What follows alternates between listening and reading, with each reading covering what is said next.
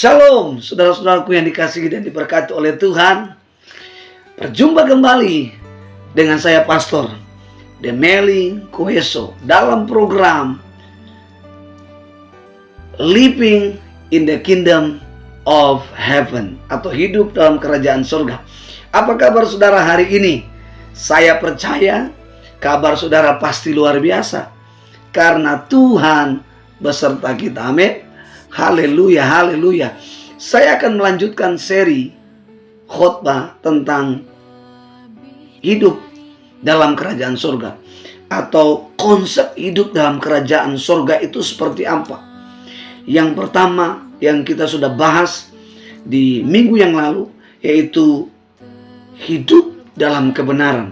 Nah, saya masih di topik di seri tentang hidup dalam kebenaran, tentang konsep kerajaan surga ini. Tetapi sebelumnya saudara, mari saudara berikan subscribe, kemudian berikan komentar di bawah ini sebanyak mungkin. Tentu komentar-komentar yang memberkati, komentar-komentar yang membangkitkan, menguatkan. Kemudian saudara tekan like, ya, dan share, bagikan kepada teman-teman saudara-saudara, bahkan di grup-grup Kristen, supaya harapan saya tayangan ini boleh menjadi berkat bagi banyak orang, sehingga misi Tuhan Yesus datang ke bumi ini supaya kita semua menjadi warga kerajaan surga yang tercatat di dalam Injil Yohanes pasal 14. Tuhan Yesus berkata, "Aku pergi sebab di rumah Bapa banyak tempat, supaya di mana aku berada, di situ juga kamu berada." Nah saudara, bagaimana supaya kebenaran atau konsep kerajaan surga itu berbuah lebat di dalam hidup kita? Bagaimana supaya kebenaran itu berbuah banyak di dalam hidup kita? Nah hari ini itu yang menjadi tema adalah berbuah lebat kebenaran. Saya ambil pembacaan firman Tuhan di Yohanes pasal 15 ayat 1 sampai pada ayat yang ke-8.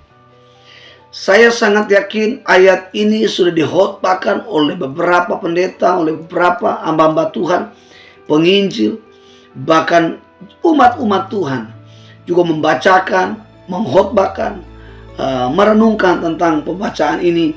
Dan mungkin ayat ini menjadi hafalan, perikop ini sudah menjadi hafalan di setiap orang yang pernah membahas, membaca, serta mengkhotbahkannya. Nah, Bapak Ibu saudara-saudara yang dikasihi dan diberkati oleh Tuhan, saya mengajak, mari kita baca bersama-sama ayat firman Tuhan ini dengan judul perikop pokok anggur yang benar. Akulah pokok anggur yang benar dan Bapakkulah pengusahanya. Setiap ranting padaku yang tidak berbuah dipotongnya, dan setiap ranting yang berbuah dibersihkannya, supaya lebih banyak buahnya. Kamu memang sudah bersih karena firman yang telah kukatakan kepadamu. Tinggallah di dalam aku dan aku di dalam kamu, sama seperti ranting tidak dapat berbuah dari dirinya sendiri kalau ia tidak tinggal pada pokok anggur. Demikian juga kamu tidak akan berbuah jikalau kamu tidak tinggal di dalam aku. Akulah pokok anggur dan kamulah ranting-rantingnya. Barang siapa tinggal di dalam aku dan aku di dalam dia, ia berbuah banyak. Sebab di luar aku kamu tidak dapat berbuat apa-apa. Barang siapa tinggal di dalam aku, ia dibuang keluar seperti ranting dan menjadi kering. Kemudian dikumpulkan orang dan dicampakkan ke dalam api lalu dibakar. Jikalau kamu tinggal di dalam aku dan firmanku tinggal di dalam kamu, mintalah apa saja yang kamu kehendaki dan kamu akan menerimanya.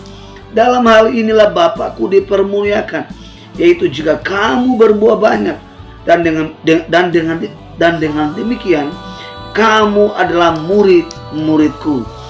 Ayat 8 itu yang menjadi fokus atau menjadi kata kunci, menjadi tema hari ini, yaitu berbuah lebat kebenaran. Saudara-saudaraku yang dikasihi dan diberkati oleh Tuhan, sekali lagi ayat 8 dikatakan, dalam hal inilah Bapakku dipermuliakan, yaitu jika kamu berbuah banyak Dan dengan demikian kamu adalah murid-muridku.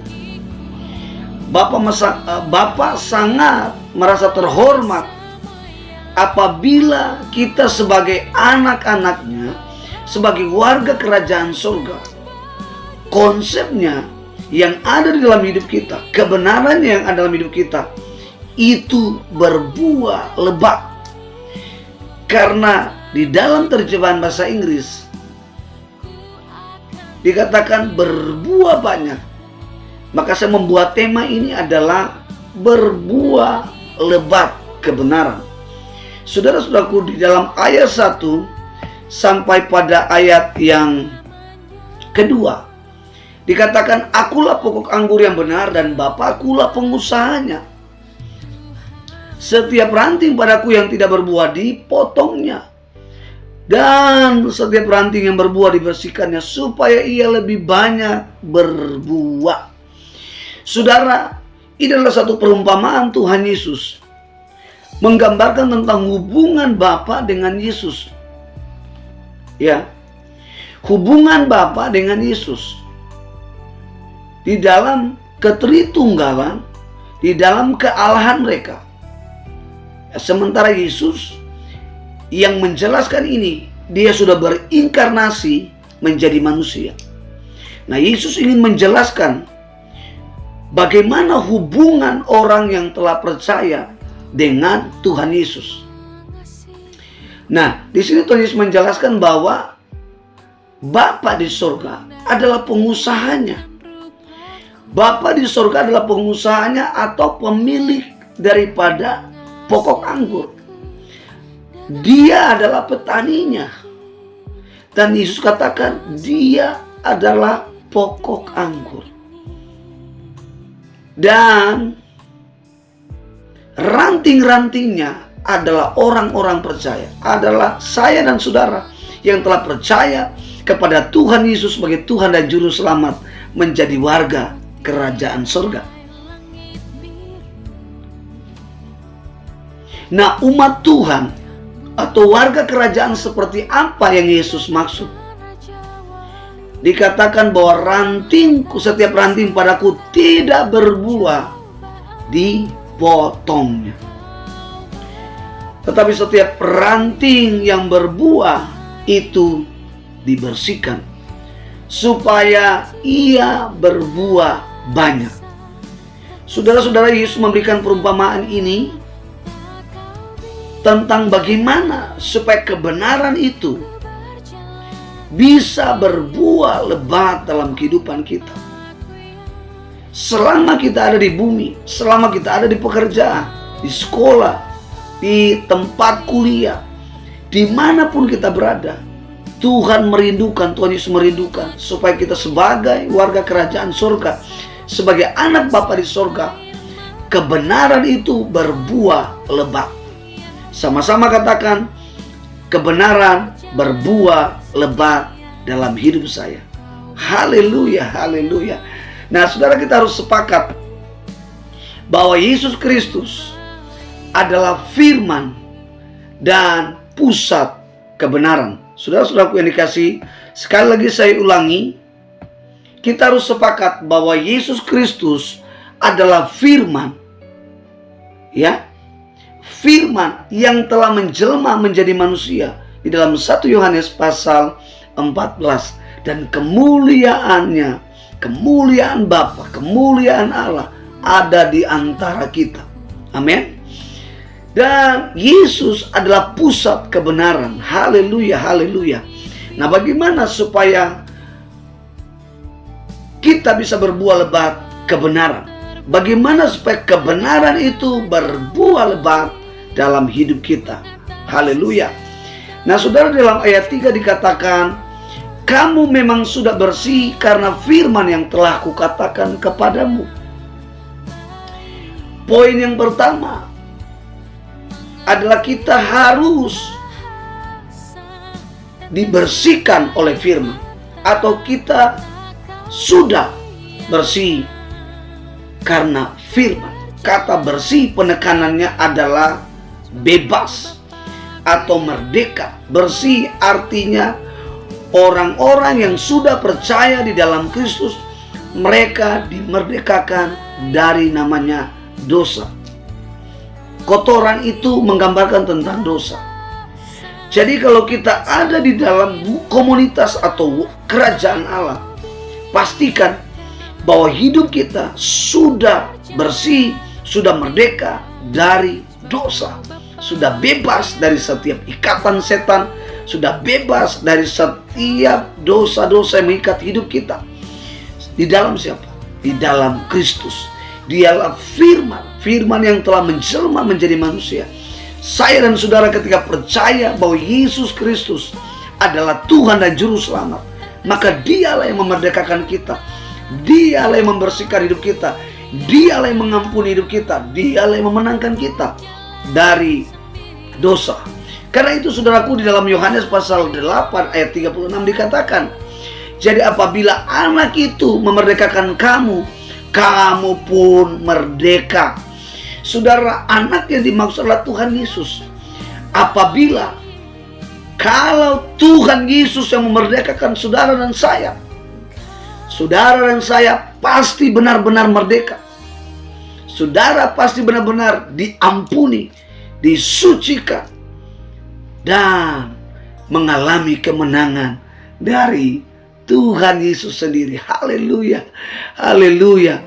Sudah dalam Roma pasal 6 ayat 18 dikatakan, kamu telah dimerdekakan dari dosa dan kamu menjadi hamba kebenaran. Haleluya.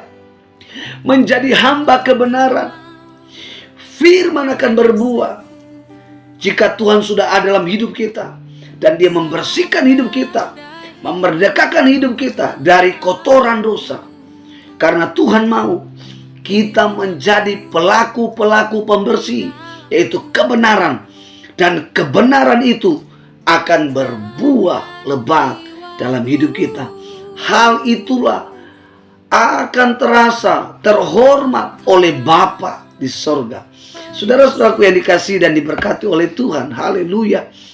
Saudara, di dalam Roma pasal 6 ayat 13 dikatakan sampai 14, dan janganlah kamu menyerahkan anggota-anggota tubuhmu kepada dosa untuk dipakai sebagai senjata kelaliman, tetapi serahkanlah dirimu kepada Allah sebagai orang-orang yang dahulu mati, tetapi yang sekarang hidup. Dan serahkanlah anggota tubuhmu kepada Allah untuk menjadi senjata kebenaran. Sebab kamu tidak akan dikuasai lagi oleh dosa, karena kamu tidak lagi berada di bawah hukum Taurat, tetapi di bawah kasih karunia. Haleluya. Ini yang Yesus rindukan. Ini yang Bapa rindukan. Ini yang surga rindukan. Bahwa setiap kita yang ada di bumi ini, hendaknya kebenaran itu berbuah. Karena itu di Roma 6 ayat 13 sampai 14 dikatakan, mengingatkan kepada kita sebagai warga-warga kerajaan surga di bumi, jangan lagi kita kembali di masa lalu. Jangan lagi kita kembali di dosa masa lalu kita, mempersembahkan hidup kita sebagai senjata kelaliman. Tetapi yang Tuhan mau, yang Tuhan Yesus mau, dosa tidak lagi berkuasa dalam hidup kita. Dosa tidak lagi mempengaruhi hidup kita. Karena kita sudah merdeka. Sama-sama bilang, saya sudah merdeka. Saya sudah menang. Saya sudah bebas. Saya sudah diampuni. Dan saya sudah menjadi warga kerajaan surga. Haleluya, haleluya. Ini yang Bapa rindukan. Ini yang Allah rindukan. Ini yang Yesus rindukan. Supaya saya dan saudara berbuah lebat kebenaran di bumi ini. Supaya nama Bapa dipermuliakan. Katakan amin. Berikan tepuk tangan yang meriah bagi Tuhan kita, Yesus Kristus. Haleluya, haleluya. Sungguh luar biasa. Poin kedua, bagaimana supaya kita berbuah lebat kebenaran? Di dalam ayat Yohanes pasal 15 ayat 4 dan 5 dikatakan, tinggallah di dalam aku dan aku di dalam kamu, sama seperti ranting tidak dapat berbuah dari dirinya sendiri Kalau ia tidak tinggal pada pokok anggur, demikian juga kamu tidak berbuah. Jikalau kamu tidak tinggal di dalam aku. Ayat 5. Akulah pokok anggur dan kamulah ranting-rantingnya. Barang siapa tinggal di dalam aku dan aku di dalam dia, ia berbuah banyak. Sebab di luar aku kamu tidak dapat berbuat apa-apa. Saudara, ayat ini menjelaskan metodenya, caranya saudara berbuah. Tetapi ayatnya juga ini menjelaskan bagaimana hubungan Yesus dengan orang percaya. Orang percaya dengan Tuhan Yesus haruslah erat seperti ranting yang melekat pada pokok anggur. Orang percaya, orang-orang yang telah percaya dan menerima Yesus sebagai Tuhan dan Juru Selamat, hubungannya seharusnya seperti ranting dengan pokok anggur. Bukan ranting yang memegang pokok anggur, tapi pokok anggurlah memegang ranting. Sehingga apapun badai yang menerpa, dia akan tetap melekat.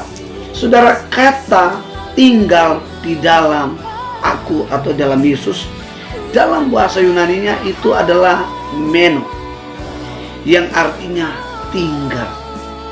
Tinggal bukan berarti pasif. Tinggal bukan berarti diam. Tetapi tinggal di sini saya menyelidiki lebih dalam. Itu adalah ketetapan hati. Itu adalah komitmen. Itu adalah kesetiaan. Itu adalah ketekunan. Saudara, kalau saudara benar-benar percaya bahwa Yesus Kristus adalah Tuhan, maka saudara harus ada di dalam konsep itu. Herannya, ada orang sudah percaya, tapi dia keluar dari konsepnya Tuhan Yesus. Sehingga tidak heran, dia menjadi anti Kristus. Dia menjadi anti orang percaya. Dia akhirnya merasa bahwa dia lebih benar. Akhirnya dia merasa bahwa apa yang ia miliki, apa yang ia jalani itu yang sesuai dengan kehendak Tuhan. Tetapi kata tinggal ini sekali lagi adalah ketetapan hati kita. Adalah hubungan kita dengan Yesus. Masihkah saudara-saudara sampai hari ini, di masa pandemi COVID-19 ini, doamu tetap meningkat? Kerinduan, lapar, dan haus akan firman makin meningkat? Penyembahanmu makin meningkat? Ataukah mengalami penurunan? Sebab Tuhan katakan di ayat 5c, di luar aku kamu tidak dapat berbuat apa-apa. Seperti ranting ketika terlepas dari pokok anggur, dia tidak berdaya. Dia tidak berarti, dia tidak berguna, dia tidak lagi memiliki kualitas yang berasal dari pokok anggur. Dia tidak punya kekuatan, tidak punya hikmat yang berasal daripada pokok anggur. Saya percaya kata tinggal ini, saudara, lebih lagi dikatakan oleh Rasul Paulus di dalam Galatia 2 ayat 19 sampai 20. Sebab aku telah mati oleh hukum Taurat, untuk hukum Taurat supaya aku hidup untuk Allah. Aku telah disalibkan dengan Kristus. Ayat 20. Namun aku hidup, tetapi bukan lagi aku sendiri yang hidup, melainkan Kristus yang hidup di dalam aku. Dan hidupku yang aku hidupi sekarang di dalam daging adalah hidup oleh iman di dalam Anak Allah yang telah mengasihi aku dan menyerahkan dirinya untuk aku. Kata tinggal, bahwa setelah saya dan saudara percaya, hidup kita yang kita hidupi hari ini, di dalam kita ada Kristus yang hidup. Kalau Kristus yang hidup dalam kita, pertanyaannya, siapakah yang berkuasa atas hidup kita? Diri kita atau Kristus? Jawabannya adalah Kristus yang memerintah. Ada banyak orang merasa dia yang berkuasa daripada Kristus. Sehingga saudara, semua orang pingin instan, semua orang pingin cepat. Karena itu saudara-saudaraku yang dikasihi dan diberkati oleh Tuhan, saya mengajak kepada kita, mari tinggallah di dalam Kristus, sama seperti ranting yang tinggal pada pokok anggur. Haleluya. Dan saya percaya akan terjadi pelipat gandaan kebenaran dalam hidup saya dan saudara. Haleluya, haleluya. Dan poin yang ketiga terakhir adalah di dalam Yohanes 15 ayat 7 dikatakan, jikalau kamu tinggal di dalam aku dan firmanku tinggal di dalam kamu, mintalah apa saja yang kamu kehendaki dan kamu akan menerimanya. Dalam hal inilah Bapakku dipermuliakan, itu jika kamu berbuah banyak, dan dengan demikian kamu adalah murid-muridku.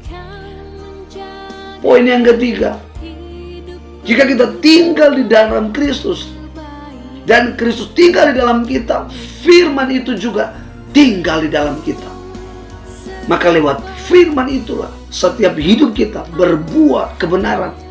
Mulut kita berbuah kebenaran, memuji, memuliakan Tuhan, mengajari orang-orang untuk hidup dalam kebenaran, mengajak orang-orang hidup di dalam kebenaran, bukan menghancurkan orang dengan mulut kita, mengutuki orang dengan mulut-mulut kita.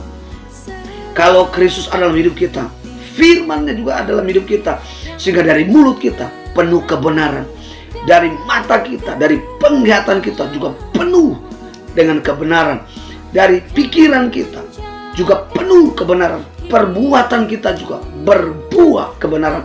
Dan itu yang Yesus katakan, bahwa itulah yang disebut murid-murid Tuhan Yesus. Pertanyaannya adalah, bagaimana dengan orang-orang yang sudah percaya tapi tidak hidup di dalam konsep kerajaan surga? Apa konsekuensinya? Apa akibatnya? Saudara, dalam ayat 6, Yohanes 15 ayat 6 dikatakan, barang siapa tidak tinggal di dalam aku, ia dibuang keluar seperti ranting dan menjadi kering, kemudian dikumpulkan orang dan dicampakkan ke dalam api lalu dibakar. Saudara, ini maksudnya adalah orang-orang yang belum percaya atau yang sudah percaya tapi tidak hidup di dalam konsep kerajaan surga. Konsekuensinya adalah neraka. Orang yang mengumpulkan ini adalah malaikat-malaikat. Di akhir zaman nanti akan mengumpulkan orang-orang yang tidak hidup dalam konsep kerajaan surga, dan akan dihakimi, diadili, dan akan menerima konsekuensi akibat dari perbuatan mereka yang tidak hidup sesuai dengan konsep kerajaan Allah. Haleluya, haleluya. Saya berdoa saudara, biarlah konsep tentang hidup dalam kerajaan surga ini menjadi berkat, bermultiplikasi kepada saudara-saudara yang mendengarkan, mengikuti tayangan ini. Doa dan harapan saya, kiranya tayangan ini terus menjadi berkat bagi kita semua, sehingga sesuai dengan Injil Matius pasal 28 ayat 19, supaya semua bangsa-bangsa itu menjadi murid Kristus, dan itu adalah buah kebenaran dalam hidup kita. Sampai di sini kebenaran firman Tuhan, kita akan berjumpa di lain kesempatan. Tuhan Yesus memberkati kita semua. Haleluya. Amin.